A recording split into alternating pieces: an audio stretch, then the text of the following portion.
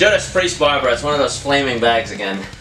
Don't put it out with your boots, Ted. It's not stopping us because we have firepower. Firepower. Album number 18 for Judas Priest.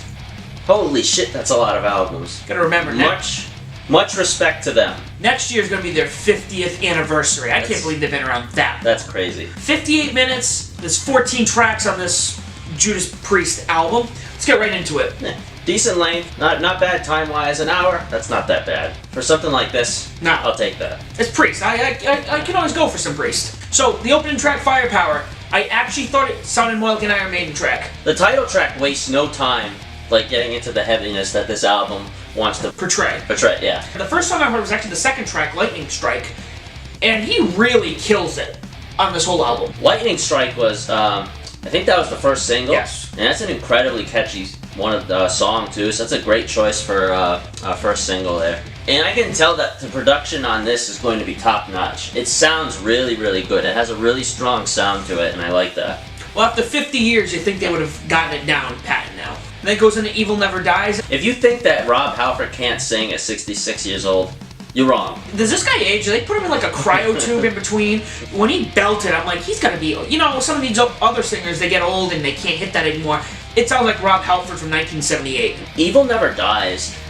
I'm like, this kind of music, it's impossible to like not like bob your head like up and down. It's that catchy. That one has a little bit more uniqueness to it as far as how it's structured. I think that was one of the more diverse ones so far. Only 3 songs in, but that's definitely the most different. There's that one part in there where you see that Rob Halford has not lost touch. And again, just as we go down the track list, it sounds, besides the first track to me, I thought it sounded more like Iron Maiden.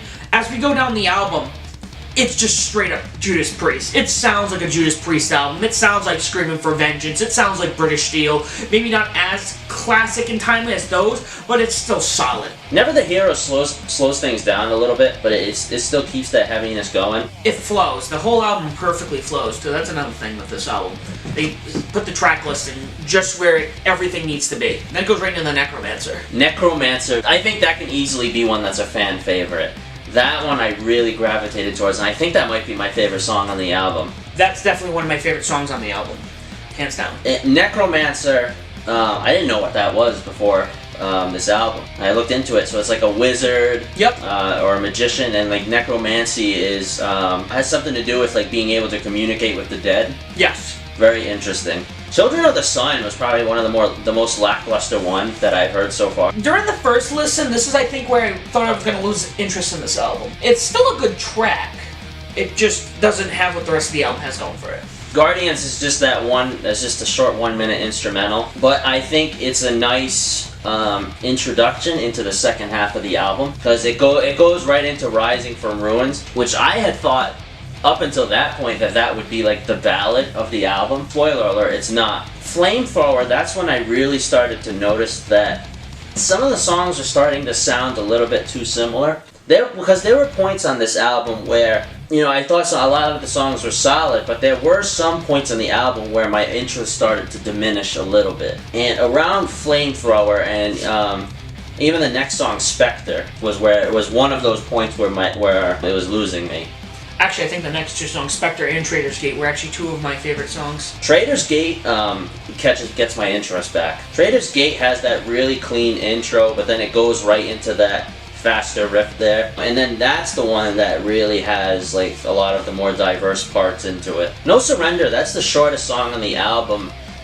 With the exception of Guardians, obviously, because that's an instrumental. For something really like short and sweet, I was expecting maybe something like really like fast and like really like, you know, get the pace going a little bit, but you don't get that with that one, surprisingly. Was wondering maybe if it would have been better off as like a bonus track. I think that one is where it kind of like ruins the flow of the album a little bit. I guess I could see that, but I feel like the next track, Lone Wolf, that's one that kind of throws me off every time I listen to it. I think the lyrics are kind of cheesy. No Surrender and Lone Wolf is where my interest like starts to diminish again. Like this album has my interest like most of the way through, and then I kind of lose it a little bit. I regain it with Trader's Gate, and then it starts to disappear again. Now, we're on the last song, Sea of Red. Sea of Red threw me off. I said, whoa, an acoustic guitar.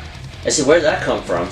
It starts off acoustic. I thought it was going to go back to our trend about the last song was pretty much throwing on the album. This is where I was wrong earlier, one of my first listens through. I'm like, this is the ballad of the album. Yeah. Like, no question about it. Just has that very epic feel to it, and I think it was a great way to end the album. I think when I hit Sea of Red, even with all the lulls in this, the certain lulls in this album, Sea of Red is the one that makes me go, this was a good album. It ends on that note where that you were happy to listen to the album. And then it makes you want to listen to it again. Mm-hmm. It did take me, like I was telling you earlier, it took me a couple times to listen to this album. The first time, like, okay, Priest put out another album.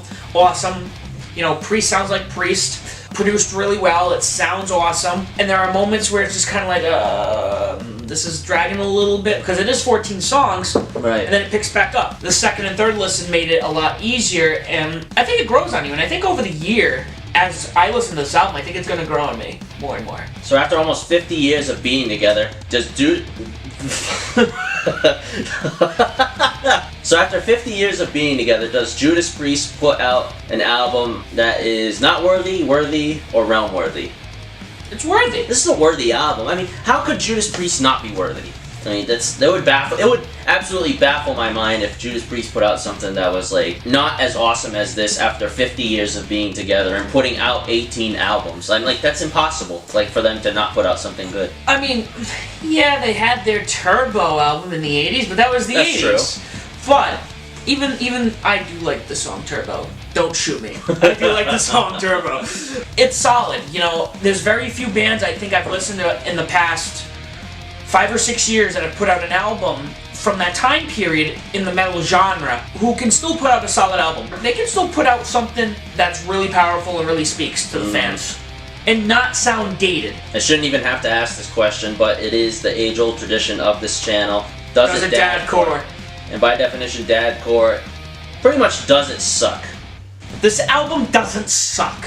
My father, and I'm assuming your father at one point listened to Judas Priest in their youth. Oh, of course. Yes. Yeah. But in our terms, dadcore generally means doesn't suck. We're gonna be blunt here. No, if it hasn't been figured out already, that's exactly what that question means. Like, so I want to say that now because Judas Priest is way before our time. It's from our parents' time. But this album can speak to multiple generations. So it does not dadcore in that sense. There's a dadcore that I could give this to my father and he would rock it. Of course it is. Yeah. My father would listen to this album and your father would check this album out. Me and John, and probably even younger siblings, at least 10 years younger than us, could listen to this album and enjoy it. It's solid, it's classic, it's modern. It's Judas fucking Priest. I have so much respect for this band after being together for so long, even seeing them live one time.